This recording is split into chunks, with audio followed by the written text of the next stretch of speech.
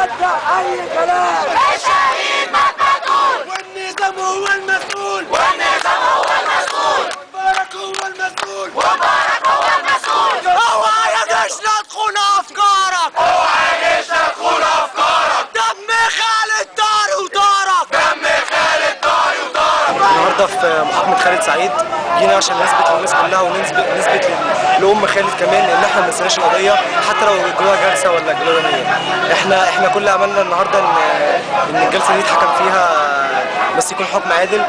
بس في بوادر بتقول ان الجلسة اتأجلت تأجيل إداري. احنا جايين النهارده عشان نأكد ان لازم ناخد حق دم الشهيد خالد سعيد، ان عوض والفلاح مش بس هم اللي اتحاكموا، لازم يتضم ليهم احمد عثمان رئيس مباحث اسم سيدي جابر، ولازم يتضم ليهم مأمور اسم سيدي جابر، ولازم كمان الناس دي توجه لها تهمة القتل العمد، وعلى الجيش ان يحدد موقفه فورا من دم الشهيد. اما ما يحدث هذا فهو عبث لا نفهم المحتوى منه، لا نفهم اي شيء. لماذا التأجيل؟ لماذا التطاول والتماطي؟ بنعلن ان احنا مش هنتنازل على دم خالد سعيد. دم خالد مش مباح. دم خالد مش مباح. احمد يا عثمان. احمد يا عثمان. لازم تتحاكم يا جبان. لازم تتحاكم يا جماعه. اللي قال لك اجل القضيه اجل القضيه، كل ما يشوفوا الناس يقول لك اجل القضيه. مش فاهمين هنعمل ايه بعد كده؟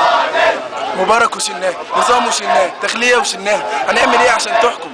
هنعمل ايه عشان تقول خالد سعيد؟ طب هنعمل ايه بعد كده؟ انت عايز بعد كده ايه عشان نيجي نموت؟ نيجي نعتصم؟